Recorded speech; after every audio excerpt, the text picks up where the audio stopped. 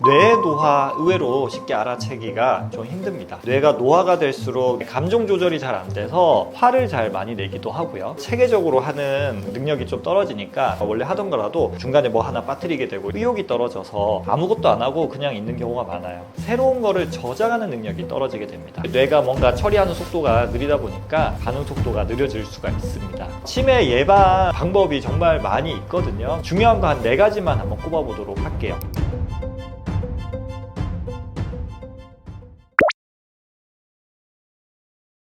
네, 우리가 뇌 노화라고 하면 우리가 피부 같은 경우는 눈에 보이잖아요. 피부는 이제 좀 탄성이 줄어들고 주름이 많이 지고 상처 나면 잘 낫지 않고 이런 식으로 피부의 노화는 우리가 이제 쉽게 알아챌 수가 있는데 뇌의 노화 의외로 쉽게 알아채기가 좀 힘듭니다. 그래서 뇌의 노화를 우리가 의학적으로 이제 살펴보면 뇌가 노화가 될수록 뇌의 이제 부피가 감소해요. 그러니까 뇌 세포의 크기가 줄어든다라고 생각을 하시면 되고 특히 신경세포 수도 좀 줄어들지만 더 중요한 변화가 이제 신경과 신경 사이의 연결, 시냅스라고 하거든요. 우리가 결국은 생각을 하고 기억을 하고 뇌가 활발하게 움직이고 이런 것들은 신경 하나로 단독으로 움직이는 게 아니라 신경과 신경 사이의 연결을 통해서 이루어지는데 나이가 들면 들수록 특히 치매 환자분들은 이 신경과 신경 사이의 연결, 시냅스가 줄어드는 걸로 여러 연구에서 밝혀졌습니다. 그래서 이 시냅스가 줄어드는 게 중요하고 또 이제 동맥경화증 같은 게 많이 생기잖아요. 혈관이 좁아지고 딱딱해지고 하다 보니까 뇌로 가는 혈류량도 많이 줄어들고 그 다음에 신경 전달 물질, 우리가 신경과 신경은 아까 시냅스에서 연결이 돼 있는데 완전히 이제 전선처럼 딱 붙어 있는 게 아니라 약간의 틈은 있어요. 틈이 있어서 요 사이를 이제 연결해 주는 게 신경 전달 물질이라고 하거든요. 그래서 이 건강하고 좋은 신경 전달 물질이 자꾸 줄어들면서 또 우울이라든지 불안이라든지 또 수면장애라든지 이런 각종 증상들이 나타나게 되는 거죠. 그래서 이제 노화가 되면 결국은 뇌가 이렇게 변화하게 되는데 변화하게 되면 어떤 증상이 나타날 수가 있냐라는 거죠. 이게 여러 가지 증상들이 있는데 이제 첫 번째로는 우리가 뇌가 앞쪽 뇌가 있고 뒤쪽 뇌가 있는데 앞쪽 전두엽이라고 하거든요. 앞쪽 뇌의 기능이 떨어지는 게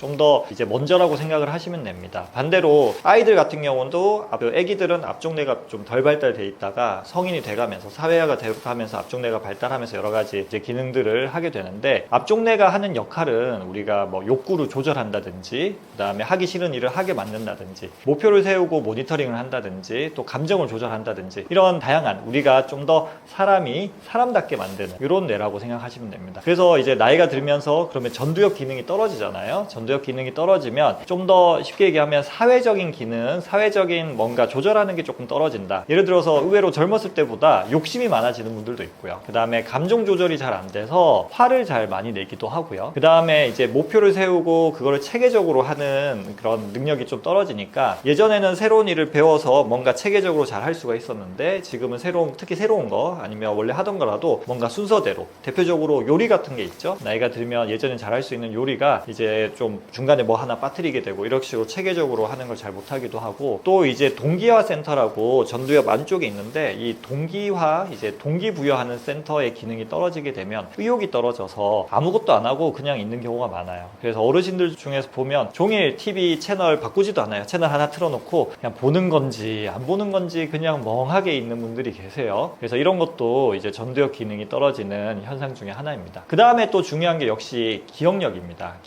기억력인데 나이가 들면 치매가 아니더라도 기억력은 좀 떨어질 수가 있는데 어떤 기억력이 주로 떨어지냐, 예전에 이미 저장되어 있는 거를 끄집어내는 거는 좀 나은데 새로운 거를 저장하는 능력이 떨어지게 됩니다. 그러다 보니까 뭐 예를 들어서 최근에 있었던 일을, 치매가 아니더라도 최근에 있었던 일을 자꾸 까먹는 경우가 상당히 많이 생기게 됩니다. 이것도 노화로 인한 현상이라고 생각을 하시면 됩니다. 그 다음에 이제 뭐 언어 능력이 조금 떨어져서 이제 단어 기억이 잘 안 나니까 예전에는 명확하게 얘기할 수 있었는데 지금은 뭐 그거 저거 그 친구 뭐 그런 식으로 해가지고 사람의 이름도 잘 기억하지 못하고 뭐 사물의 이름, 장소 이름 이런 것도 잘 기억하지 못하는 경우가 많이 있고요. 그 다음에 이제 뇌가 뭔가 처리하는 속도가 느리다 보니까 좀 빨리빨리 반응하고 뭐 특히 운전 같은 거 하다가 사물에 대한 반응 속도나 이런 것들이 단순히 이제 육체적으로 문제가 생기지 않더라도 우리 뇌가 정보를 처리하는 소화하는 속도가 느려지기 때문에 반응 속도가 느려질 수가 있습니다. 그래서 이런 것들이 다 우리가 이제 정상적인 노화 과정에서 누구나 나타날 수가 있어요. 그러면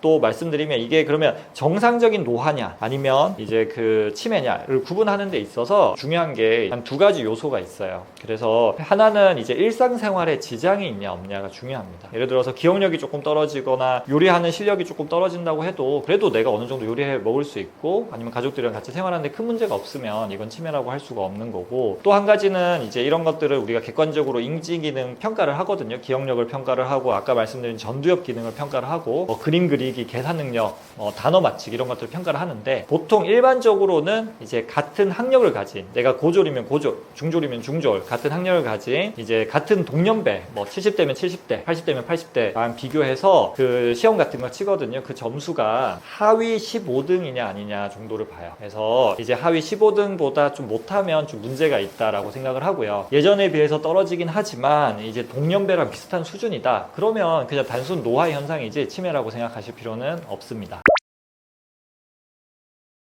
뇌를 늙게 만드는 생활 습관, 이것도 많은 분들이 정말 궁금해 하시는데 사실은 이게 또 모르지 않아요. 얘기해보면 아니 그거 다 아는 거지 이렇게 얘기를 합니다. 저는 제가 근거를 가지고 얘기를 해야 되기 때문에 뭔가 또 기똥찬 걸 얘기하는 게 아니라 우리가 아는 것을 얼마나 꾸준히 실천하느냐가 그 무엇보다 중요하다라고 생각을 하시면 돼요. 우리가 치매 같은 경우는 생활 습관 조절만으로도 전체 치매 60% 이상을 막을 수가 있거든요. 아쉽게도 100%는 아니지만 그래도 반 이상의 치매는 막을 수가 있습니다. 거기서 중요한 것 중에 하나는 바로 술입니다. 술, 음주. 예전에 저희 이제 은사님이신 이제 치매로 우리나라에서 거의 제일 대가 중에 한 분인 교수님도 술을 정말 극혐하셨어요. 술 때문에 치매 걸린 분들을 정말 많이 보셨기 때문에. 그래서 술 한 잔 마실 때마다 뇌세포 한 개가 파괴가 된다 이런 얘기를 많이 하셨는데 저도 그렇게 생각합니다. 예전에는 이제 절주라고 해서 조금 그러니까 적게 먹으면 된다 이렇게 했는데 어떤 연구들은 이제 한 잔이라도 마시면 좀 나쁜 영향이 있다 이런 얘기들도 있거든요. 그래서 술을 아예 안 마시는 게 제일 좋다라고 생각을 하고요.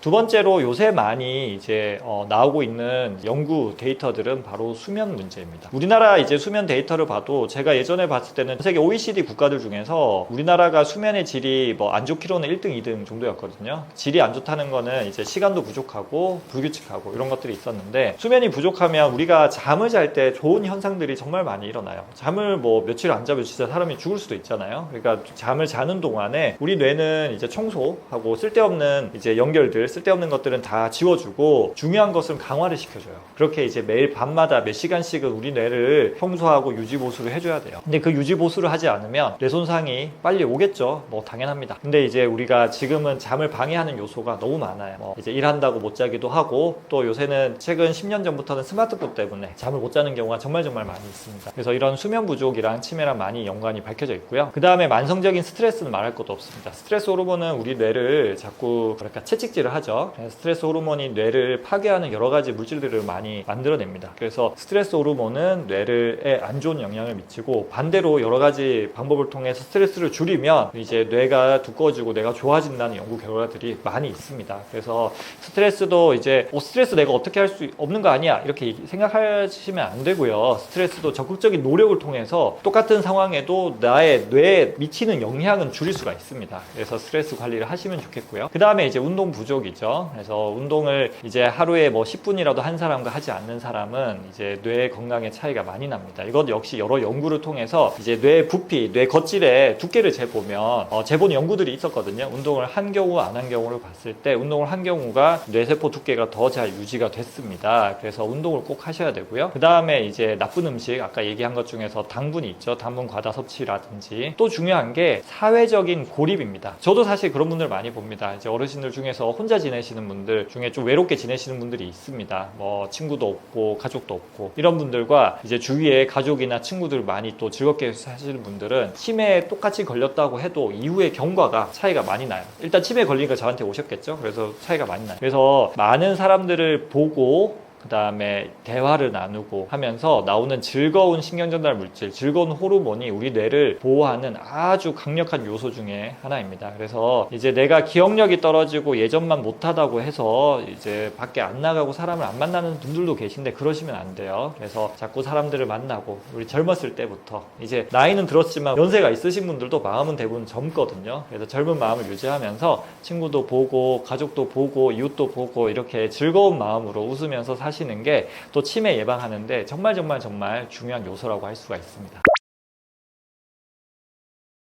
근데 이제 우리가 나이가 들기도 하고 예전만 기억력이 못하다 이런 생각이 드는 분들이 계실 거예요. 근데 또 나이가 들어서 뿐만 아니라 제가 젊은 분들도 정말 많이 있습니다. 오늘도 20대 초중반? 24살? 뭐 그분 오셔서 기억력 장애에 대해서 얘기를 하셨는데, 우리가 나이가 들어서 실제로 뇌세포에 노화가 오고 혹은 뇌세포가 파괴가 되면서 이제 기억장애 치매가 오는 경우도 있지만, 좀 더 젊으신데 이제 요거는 기능의 문제거든요. 뇌가 건강한 상태가 유지되지 못해서 기억력이 떨어지는 분들도 계신데, 이런 분들 모두에게 도움이 되는 기억력을 이제 되살리는 방법에 대해서 좀 알려드리도록 하겠습니다. 저는 이런 비유를 많이 드려요. 우리 학생들이, 내가 애를 키우는데 우리 애가 공부를 잘하게 하고 싶어. 그러면 어떻게 해야 돼요? 책을 읽히고 공부를 시켜야 되잖아요. 그것처럼 우리 뇌는 끊임없이 이제 활동을 해야 되고 학습을 해야 됩니다. 학습을 해야지만 뇌 기능이 이제 활발하게 되지, 우리가 기억할 것도 없으면 뇌가 안 쓰게 되고, 그러면 그럴수록 안 쓰게 되니까 점점 뇌 기능이 떨어지게 되겠죠. 그래서 반대로 하시면 돼요. 그래서 우리가 책을 읽고 그 다음에 공부를 하고, 이런 활동들이 뇌를 활성화시켜서 기억력을 더 좋아지게 할 수가 있습니다. 우리는 아쉽게도 제가 환자분들한테 책 읽으라고 얘기를 하면, 내가 나이 들어서 무슨 책을 읽냐 이런 얘기를 진짜 많이 하세요. 눈도 안 좋아서 안 된다 이런 얘기 많이 하시는데, 지금 요새는 그래도 좀 큰 글자 책들도 많이 나오고, 또 이제 책이라고 하는 게 꼭 종이책만 말고도 뭐 컴퓨터에도 볼 수 있는 것들이 많이 있고 하시니까, 또 컴퓨터 화면을 키울 수가 있잖아요. 그래서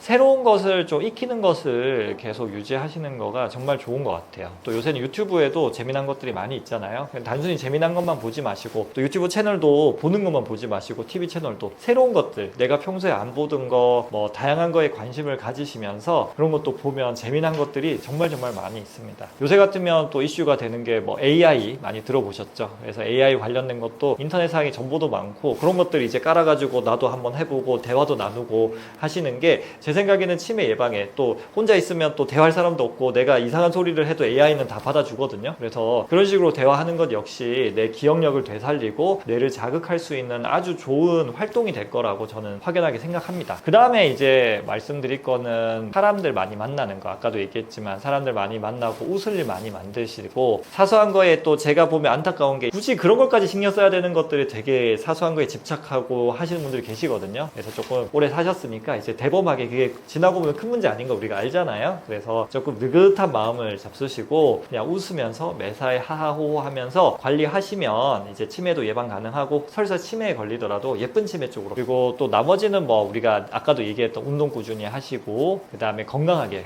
식사를 하시고, 그 다음에 잠 충분히 주무시고, 스트레스 관리하시고, 이런 것들이 이제 기억력을 되살리는 이제 제일 중요한 방법이라고 할 수가 있겠습니다. 우리가 이제 최근에 치매 환자가 정말 많이 늘어나고 있습니다. 제가 신경과 의사 한 지도 벌써 한 17년 정도 됐는데, 그때 이제 처음에 이제 제가 신경과 의사 할 때랑 지금이랑 보면 치매 약을 드시는 환자들의 비율이 급격하게 늘어나 있거든요. 그 이유가 뭐냐 하면, 첫 번째로는 이제 고령이 늘어나서입니다. 옛날에는 사실 평균 수명이 한 50년 전만 해도 평균 수명이 60살 전후였거든요. 60대 70도 안 됐었어요. 근데 지금은 평균 수명이 80세가 훌쩍 넘어가고, 제 환자분들 중에는 100살이 넘어가는 환자분들도 계시고, 뭐 80대, 요새는 뭐 70대도 제가 보기에는 뭐 그렇게 나이가 많아 보이진 않아요. 80대 넘어가야지 이제 할아버지 할머니구나 이런 생각이 들거든요. 그래서 이제 나이가 많아지다 보면 아무래도 뇌 기능이 조금씩 떨어지다 보니까 치매 환자분들이 많아질 수밖에 없습니다. 그런 사유가 있고요. 두 번째로는 생활 습관이 변화해서 그런 부분도 있습니다. 고혈압이나 당뇨, 고지혈증 이런 것들이 많이 증가하죠. 근데 조금 반대되는 얘기지만, 또 예전에 비해서 고혈압 약을 좀 빨리 드시기 시작하니까 하니까 또 예방되는 효과도 분명히 있는데, 근데 지금 이제 80대 뭐 70대 이런 분들 중에서는 고혈압약을 좀 늦게 시작하신 분들이 많습니다. 그분들이 뭐 30대 40대 때 고혈압이 있어도 그때는 약을 적극적으로 처방하거나 인식이 좋지 않아서 좀 늦게 먹으면서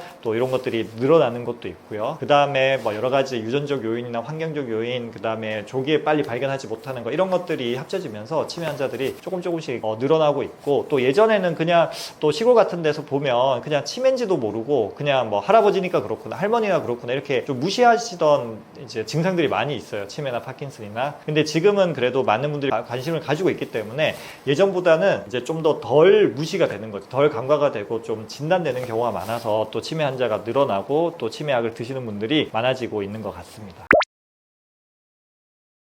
네, 치매 예방 방법이 정말 많이 있거든요. 많이 있는데 또 너무 많은 걸 얘기하면 우리가 결국 또 실천을 못하니까 중요한 거 한 4가지만 한번 꼽아보도록 할게요. 첫 번째로 중요한 것은 운동입니다. 여러 연구 결과에서 운동을 통해서 뇌 혈류가 좋아지고, 뇌 혈류가 좋아지면 뇌에 쌓이는 나쁜 단백질의 양을 줄일 수가 있습니다. 그래서 뇌를 보호할 수가 있거든요. 그러니까 우리가 할 수 있는, 어떻게 보면 또 제일 쉬운 방법 중에 하나예요. 그래서 운동을 매일 30분 이상 한다고 생각을 하시면 돼요. 걸을 수 있는 분들은 걸으면 되고, 그 다음에 걷는 게 좀 쉬운 분들은 좀 빨리 걷기나 가볍게 느리게 달리기나 계단 오르기, 등산 같은 좀 더 숨찬 운동까지 할 수 있으면 더욱 좋습니다. 두 번째로 말씀드릴 것은 사람들을 많이 만나라라는 거예요. 내가 나이가 든다고 집에서 TV만 보고 이렇게 계시지 말고 친구도 보고 가족도 만나고, 또 할 수 있으면, 저는 할 수 있으면 끝까지 일하라고 말씀을 드리거든요. 그래서 많은 분들이 이제 부모님 모시고 와서 저희 어머니 일 하시면 안 되죠, 일하지 말라고 얘기해 주세요, 이렇게 얘기하시는 보호자분들도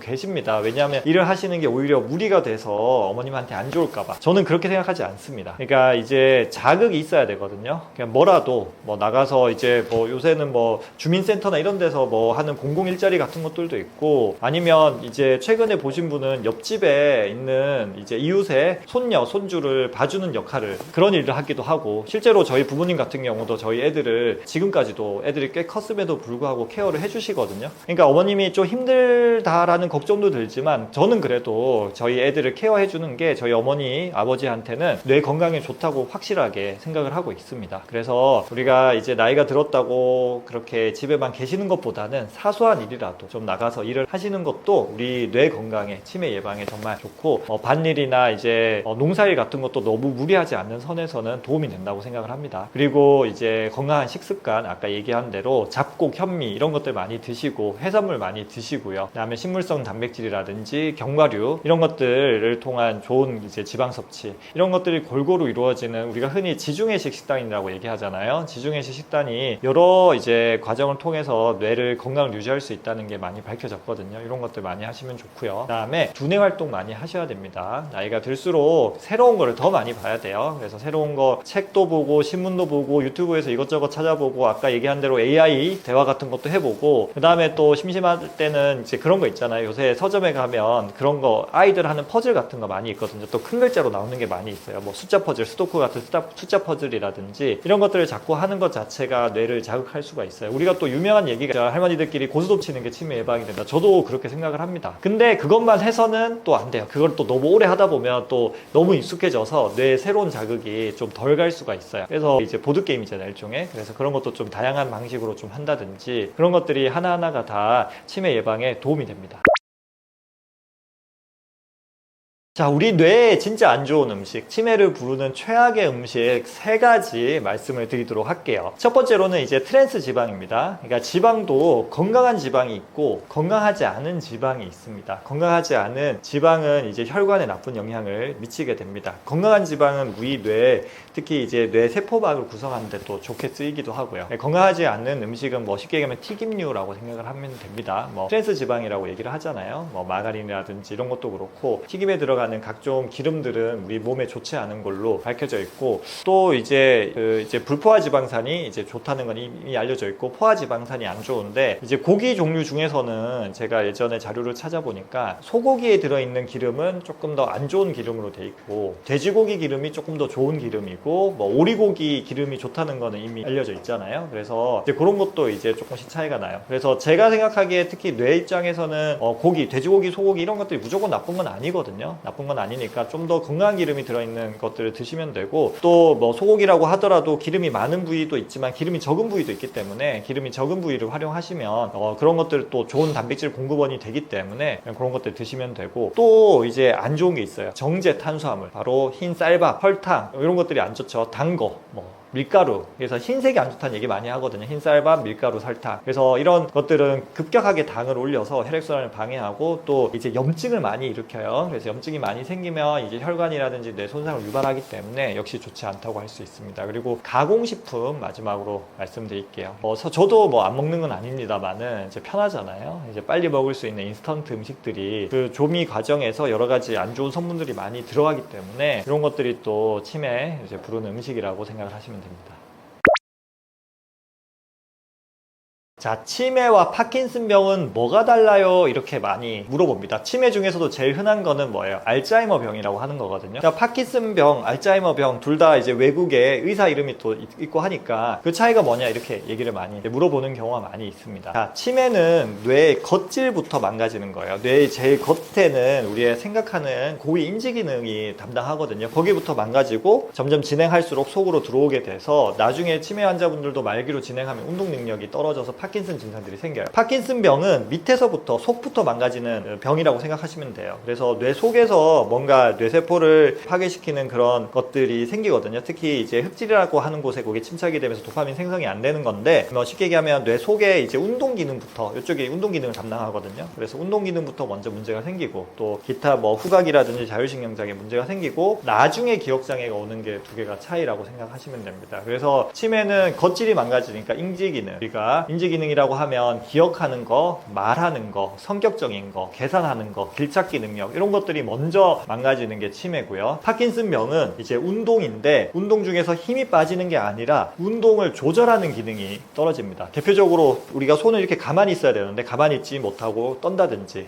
팔을 이렇게 부드럽게 움직여야 되는데 부드럽게 움직이지 못한다든지, 우리가 재빨리 걷든지 재빨리 움직여야 되는데 행동이 이렇게 느려진다든지, 보통 요거를 많이 시키거든요. 손가락 마주치기를 하면 보통 사람들은 이렇게 빨리 할 수도 있다고 치면 파킨슨병 환자분들은 이게 막 잘 안 돼서 느려지는 경우가 상당히 많이 있습니다. 그러면 파킨슨병의 초기 증상은 뭐냐 이렇게 좀 궁금해 하실 겁니다. 이제 치매는 보통 기억장애로 많이 시작하니까 우리가 쉽게 이해가 되는데, 파킨슨병은 좀 의외의 몇 가지 증상들이 초기 증상으로 나타납니다. 이제 연구를 해보면 제일 초기에 나타나는 것은 자율신경장애라고 알려져 있습니다. 근데 자율신경장애는 워낙 흔하기 때문에 이게 좀 구분하기 힘들어요. 자율신경 우리 신체 제장의 여러 가지 기능들을 조절하거든요. 그래서 대표적으로 변비가 있고요. 그 다음에 소변이 시원하게 나오지 않는 증상이 있는데, 그리고 일어날 때 어지러운 기립성 저혈압도 있고요. 근데 이런 증상은 전립선 비대증이나 다른 변비도 워낙 흔하니까 좀 구분하기가 쉽지는 않은 것 같고, 그 다음에 또 나타나는 증상이 이제 냄새를 잘 못 맡는 증상입니다. 후각장애. 그래서 나이가 들면서 내가 왜 이렇게 냄새를 못 맡지 이렇게 생각하는 분들이 있을 겁니다. 물론 노화로 인해서 이제 후각세포 기능이 떨어지니까 우리가 나이가 들면 노안이라고 해서 보는 것도 좀 문제가 생기잖아요. 그것처럼 또 청력도 좀 떨어질 수 있고 후각도 좀 떨어질 수가 있어요. 그렇지만 이제 파킨슨병 전조 증상으로 몇 년 전에 후각 저하가 나타나기도 한다 이렇게 생각을 하시면 되고, 그 다음에 이제 또 나타나는 게 렘수면 행동장애라고 하는 증상입니다. 렘수면 행동장애 되게 좀 생소하게 느껴지실 건데, 쉽게 얘기하면 잠을 잘 때 꿈에서 하는 행동을 겉으로 한다. 꿈에서 친구랑 한판 싸웠어. 그러면 자다가도 옆에 자는 배우자를 때리기도 하고요. 꿈에서 도망치면 침대에서 벌떡 일어나서 도망치는 행동을 하기도 합니다. 그리고 또 좀 더 초기에는 잠꼬대를 심하게 하기도 하고, 그래서 우리 부모님이 이제 아니면 가족이 자다가 뭔가 발길질, 손길질을 가끔 한번 하는 거 정도는 괜찮은데 점점 늘어난다, 그리고 자주 한다라고 하면 파킨슨병 초기 증상일 수 있어요. 렘수면 행동장애로 저희 병원 와서 치료하다가 나중에 파킨슨병으로 진행하는 경우는 꽤 많이 봅니다. 렘수면 행동장애 환자의 거의 60에서 80%가 나중에 치매나 파킨슨병으로 넘어가기 때문에 이런 증상이 있으면 되게 조심을 하셔야 되고, 그 다음에 이제 파킨슨 증상, 행동이 느려지고 이런 운동 증상들이 나타나는데, 또 같이 나타나는 증상 중에 하나가 글씨를 쓰는데 글씨를 잘 못 쓰는 거예요. 어떤 식으로 잘 못 쓰냐 하면 이제 글씨가 작아져요. 글씨가 원래 큼직큼직하게 쓰던 분이셨는데 글씨의 크기가 점점 작아진다든지, 또 파킨슨병 환자는 우리가 또 진단할 때 중요한 단서 중에 하나가 얼굴에 표정이 없어집니다. 저희가 이제 가면 얼굴이라고 얘기하는데, 저도 이제 얘기를 할 때 이렇게 웃기도 하고 화낼 때도 표정 화도 내고 이런 표정을 지을 수 있잖아요. 근데 파킨슨 파킨슨병 환자들은 진짜 그 말 그대로 약간 무표정한데 조금 약간 뭔가 내려온 느낌의, 그래서 무표정한 얼굴을 짓고 있는 경우가 많아요. 그래서 말을 할 때도 입만 좀 이렇게 좀 조곤조곤 한다고 해야 되나? 입만 조금씩 움직여서 말을 하는 경우가 많고 목소리도 좀 작아집니다. 그래서 파킨슨병의 이런 여러 증상들을 통해서 우리가 파킨슨병은 사실 검사로 확 진단한다기보다는 증상으로 진단하는 게 훨씬 더 중요한데, 이러한 증상들만 있어도 파킨슨병은 진단이 가능하죠. 그래서 이제 어지럼증으로 고생하시는 분들에게 꼭 당부드리고 싶은 말씀이 있습니다. 이제 어지럼증이 별거 아닌 것 같아도 어지럼증으로 고생하시는 분들, 하루하루가 내 모든 행동 하나하나 할 때마다 어지럽다고 생각하면 이 어지럼증은 우리 삶에 큰 영향을 미치는 정말 골치 아픈 병이라고 할 수가 있는데, 아쉽게도 이제 어지럼증이라는 게 병원에서 약 먹는다고 뚝딱 좋아지는 게 아닙니다. 그래서 혼자서 관리하는 것이 되게 중요하고, 또 저한테 진료받는 환자분들 중에서는 그냥 병원에서 그냥 약 드세요 라고 하고 약간 반포기 상태로 지내시는 분들, 병원에서도 포기하고 지내는 분들이 정말 많이 있습니다. 그래서 이제 뭐 자꾸 병원에 어지럽다고 찾아가면 그거 그냥 심리적인 문제예요, 정신과 가세요, 이렇게 얘기 듣는 분들도 정말 많고요. 근데 어지럼증은 그렇지 않습니다. 이제 단순히 심리적인 문제가 아니라 이제 복잡한 여러 이제 신경계 기능에 문제가 생겨서 생기는 거고, 제가 오늘 말씀드린 생활 수칙이라든지 혹은 이제 전정 재활 운동 같은 것들이 있거든요. 그런 전정 재활 운동 열심히 하고, 또 생활 관리가 그 무엇보다 중요합니다. 잘 먹고 잘 자고 운동하는 거. 그래서 이런 것들 스스로 할 수 있는 게 사실은 어지럼증 치료에서 이제 병원에서 하는 약물 치료